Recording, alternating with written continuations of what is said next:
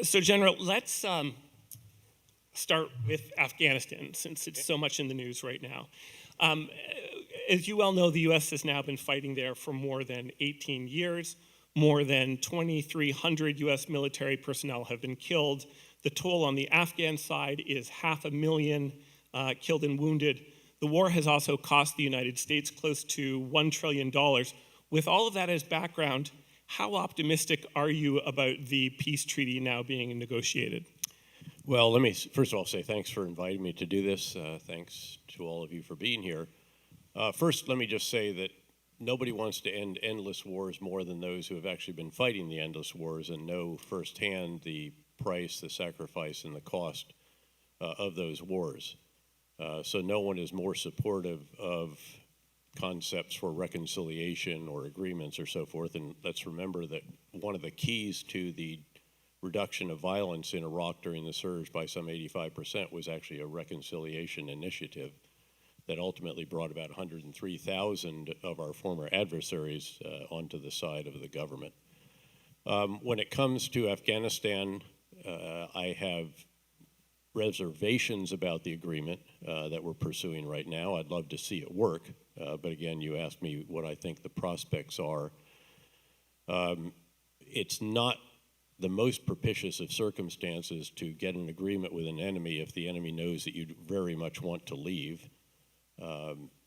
The reduction in violence, which is what has been agreed to so far and seems to be in implementation, comes, of course, during the winter fighting season, where the violence is already considerably reduced because it's just so difficult to fight in the Hindu Kush Mountains in February. That said, again, that is not a trivial achievement. It appears that that will justify us in signing an agreement with some specificity to it, but the problem is we don't really know what that is, and as you know, there are apparently 3 annexes or something that will be classified, and we may not know fully. That will allow us to draw down our forces to 8,500 as the announced plan, and then we see where it goes from there. Then and only then do they actually begin talks between the Taliban and a grouping that will have government representatives in it, not even the elected government of Afghanistan. And we should keep in mind as well that there are many different groups that are making life very, very difficult in Afghanistan. The Afghan Taliban is certainly among the major groups, but you also have the Haqqani, sometimes called the Haqqani Taliban, because Siraj Haqqani is actually the deputy head of the Shura that oversees the Taliban. But frankly, they pursued their role in certain provinces. Many of the really horrific attacks in Afghanistan, or in Kabul at least, and in the corridor that leads from North Waziristan to Kabul, have been associated with the Haqqani. You also have Al-Qaeda, which is not reconcilable and will not respond, I don't think, to direction from the Taliban, the Islamic State, the Islamic movement of Uzbekistan, and the Tariqi Taliban Pakistani, the Pakistani Taliban. And again, there are affiliations or means of communication, sometimes sharing tactics, techniques, and procedures, but they're not all responsive to central direction.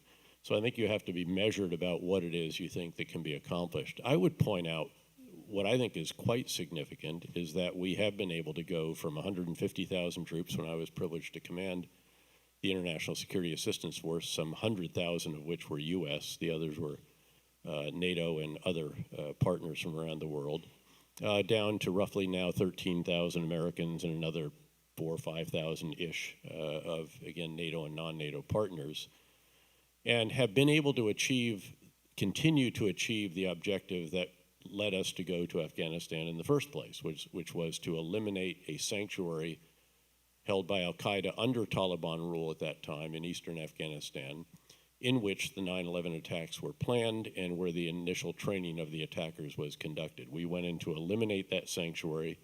We have stayed essentially to keep that sanctuary from being reestablished, something that Al-Qaeda and now the Islamic State have sought to reestablish repeatedly. There is some affinity that they have for eastern Afghanistan. I went out there deliberately several different times as a commander and as CI director and CENTCOM commander to figure out if I could divine what it is that was so attractive. It was lost on me, but it is not lost on Al-Qaeda or on the Islamic State. And again, essentially, that is why we have stayed. I believe in the other associated achievements, the fact that many, many more women, obviously girls, can go to school under the under this government than under the Taliban. A lot of the other associated achievements when it comes to infrastructure, quality of life, at least in the metropolitan areas, et cetera, et cetera. But at the end of the day, the reason we went has to do with Al-Qaeda. There is an additional reason to stay, and that is publicly known from eastern Afghanistan. In fact, I was the commander in Afghanistan at that time, not of that raid that night. So I feel like you're already answering my next follow-up question, which is, given the odds against the deal, and given the fact that there has been no major attack against the U.S. homeland stage from Afghanistan since September 11th, why don't we just pull the remaining U.S. troops out, whether or not the deal succeeds? Yeah, obviously Al-Qaeda and or the Islamic State would reestablish a sanctuary. Ultimately, that sanctuary would be used as a platform from which to conduct terrorism elsewhere. So you don't just think in the same way that the Islamic State caliphate, we watched that problem. In fact, I think it's always very important to get big ideas right, and I think there are 5 big ideas that we should have taken from the experience of the last nearly two decades of fighting against, if it's a question of when and how bad will it be. Second, you actually have to do something about it. You cannot watch this problem until it goes away, because Las Vegas rules do not apply in these places. What happens there doesn't stay there. Rather, it tends to spew violence, extremism, instability, and a tsunami of refugees, not just into neighboring countries, but in the case of the geopolitical Chernobyl that was Syria, the meltdown of a country, all the way into Europe, causing the biggest domestic political challenges that our European allies have faced since the end of the Cold War. And that's essentially why eventually we had to go in there. And of course, they were promoting and instigating terrorism against Europe, not necessarily against the United States. Some inspiration for that, but you can't directly attribute attacks to the Islamic State, I don't think. The third is that generally the U.S. has to lead. Our capabilities, the ones that have turned out now to really matter, especially in carrying out the kind of operations we've figured out how to do, which is very different even from the time that I commanded the surge in Iraq or in Afghanistan. We have, as an example, probably 6 times the ability to maintain orbits. That's an unblinking eye, 7 days a week, 24 hours a day of, say, a Reaper, an unmanned aerial vehicle. That's multiple platforms, multiple crews. It's even somewhere around 140 people to keep one eye in the sky when you total up all of the different activities required for that.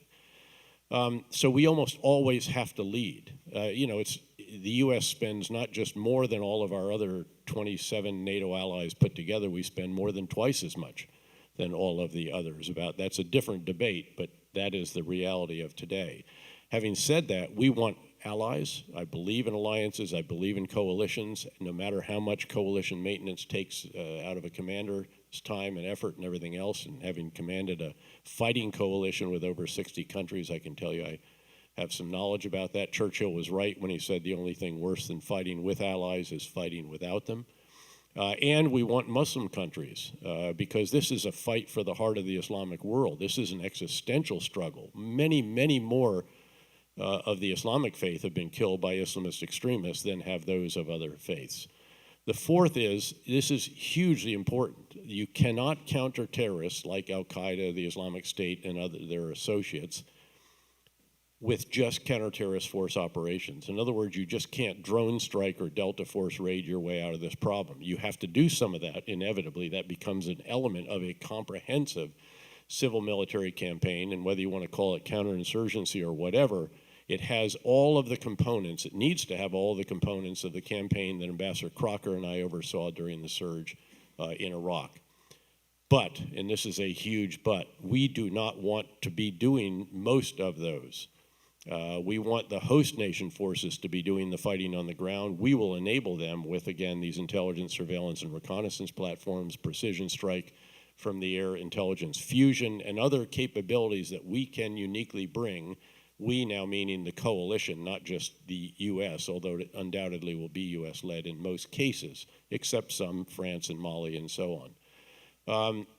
So we want the host nation to do the fighting on the front lines. We want them to do the political reconciliation, the restoration of basic services, the repair of damaged infrastructure, the reestablishment of the rule of law, on and on and on, all of these other elements that are necessary. Because keep in mind that what security can do is achieve a better security foundation, but you solidify that by what you do to then show to the people that life is better if you support the existing government, if you will, than oppose it. And then the fifth lesson that we should have learned is that this is a generational struggle, not the fight of a decade, much less a few years. And if that's the case, you have to have a sustained commitment. The enemy should know it's going to be sustained, by the way, because you can get the best terms out of if you're trying to reach some kind of agreement, if they think you actually have the determination and the will to stick with it. But, and this is a huge but, it has to be sustainable in terms of the expenditure of blood and treasure. And I think we have actually figured out how to do that. Now, our host nation forces, they are fighting, they are shedding a lot of blood. You think of the Syrian Kurds, who lost over 10,000 of their fighters. We lost well under 10. We enabled them, we advised them, we assisted them, trained, equipped, and everything else.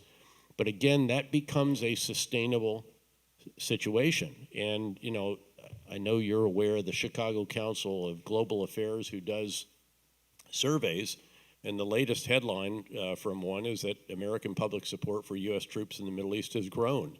The truth is, there's some subheadings to that too, to be sure, but the truth is, if you can keep the cost in blood and treasure down, then the American people will tend to regard it more and more like the long commitment that we have had in Korea, where we've had over 30,000 troops for many, many decades. Europe still have tens of thousands. Japan, believe it or not, we have over 30,000 troops. Okay, so that's the key. So let's come back to this. And that would inform, by the way, it would inform Iraq, it would inform Syria, it would inform a number of the other places. So I'd like you to be even more explicit. It sounds like you are making an argument for a unlimited commitment to having U.S. troops in Afghanistan, especially given the weakness of the current Afghan government and the military, and what has happened in Iraq since U.S. troops have left there.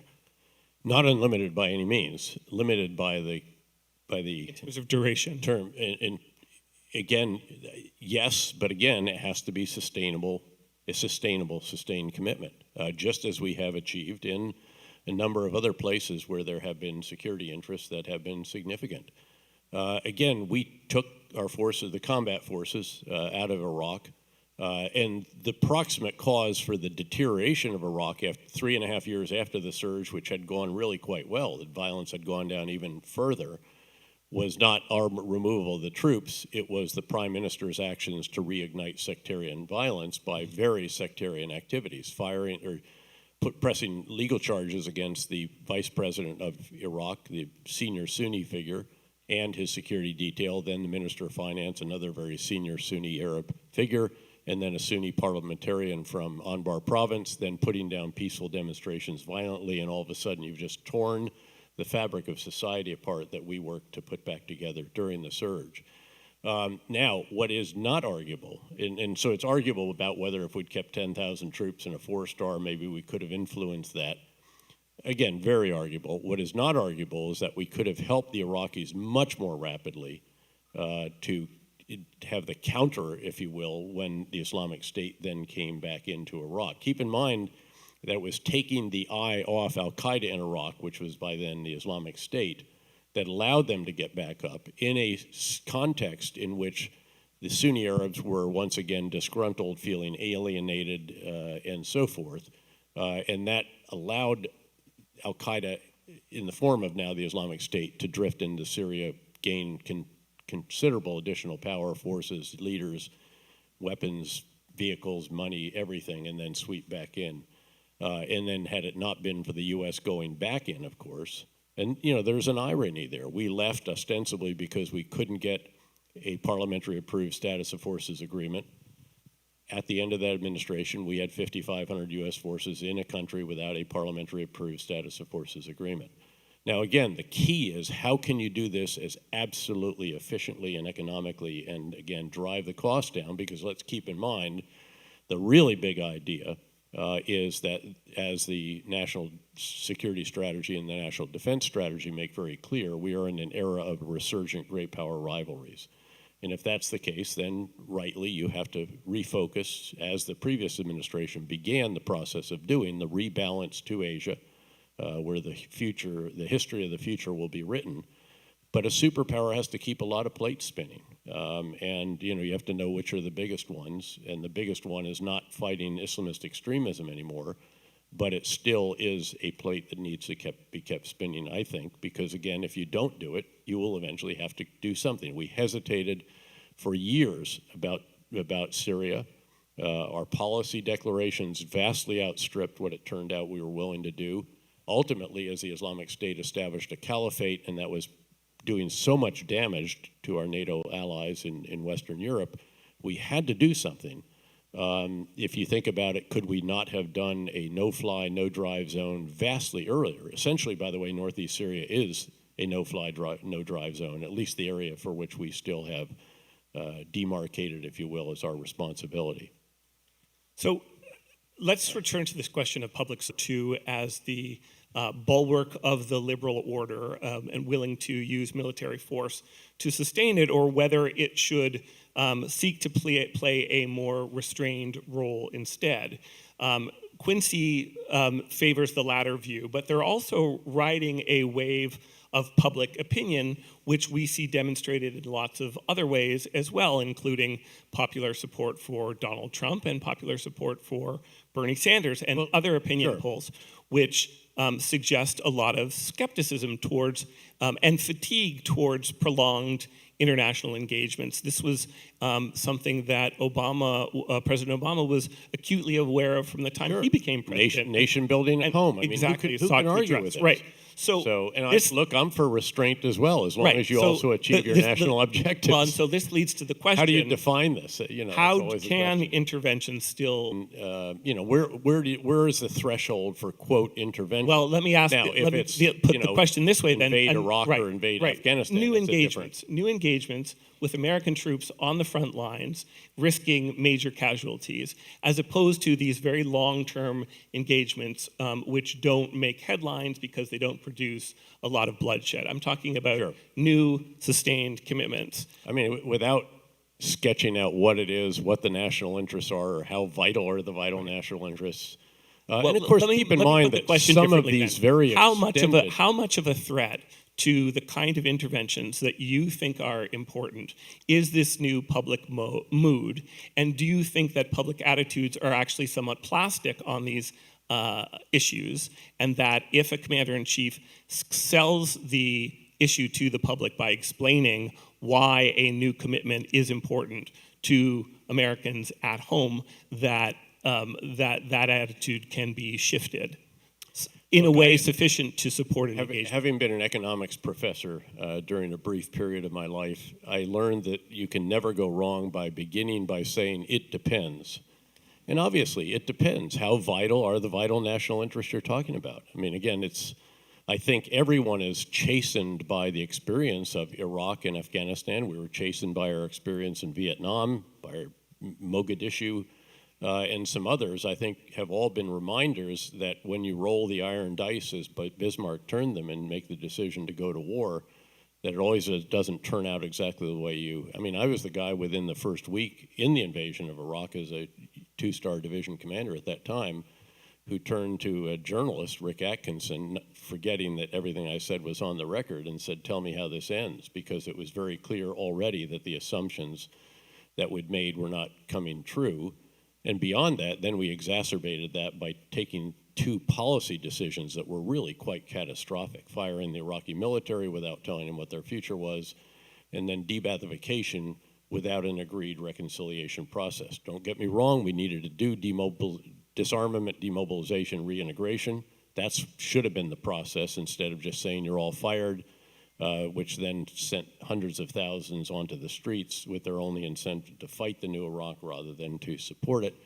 And then debathification, certainly the top levels, we're frankly proud to kill Uday and Qusay, Saddam's sons, when they resisted detention. But when you get to level 4 and tens of thousands of essentially bureaucrats, many of them Western educated, who we actually needed to help run the country, the 120 tenured professors in Mosul University alone. By that time I was up in Mosul with the 101st Airborne Division, and it just cut our knees out from underneath us. So again, it's not only, what do you do, it's then how do you execute it as well. And we've made, again, there have been plenty of mistakes along the road in Afghanistan as well. You can argue about whether we should have initiated either of those, but that's a whole different matter. So look, it absolutely depends on how significant is the interest. And it's very hard for me to imagine an interest that would be so significant that you would deploy once again 150,000 American troops and invade another country. But I would never rule that out. The other challenge is, of course, how do you deter actions by an adversary or a potential adversary? You do it by showing that you have the capability and also the will. I have argued that when we did not respond to the downing of a $130 million drone, we didn't respond to interdiction of shipping, didn't respond to taking 5% of the world's oil production out of, other than with some modest cyber and additional sanctions, the deterrence had eroded relative to Iran. So again, you've got to have the forces and you have to have the demonstrated will to use them. But I think, to be perfectly honest, that the debate here, should we be more restrained? Of course we should be more restrained until we shouldn't. I mean, I remember I had a great boss. My best mentor in life was a guy named General Jack Galvin. He was the one who said, Dave, have you ever considered raising your intellectual sights higher than the maximum effective range of an M60 machine gun? That's why I went to grad school instead of the Rangers. And he used to say, Dave, never forget, the bold move is the right move, except when it's the wrong move. And that's really what we're talking about here. Okay, I'm all about restraint. Look, I spent, 7 of my last 10 years in uniform deployed or downrange. I think we have some sense of what the cost is of not being restrained. The question is, was the objective being sought sufficient to what it was that we did? And then how carefully, how thoughtfully, how intelligently do you execute the policy from that point on? And this is where I do think that the way that we have determined that we can fight Islamist extremists is very, very different from how we had to do it before we had this constellation of drones and a lot of the additional so-called enablers that we have now. I would really like to keep the conversation going, and I wish I could bring in the audience, but because of the schedule of our members of Congress who are here, we have to stop now. Thank you very much. No, it's my pleasure. Please join me in thanking General David Petraeus. Thank you. Thank you.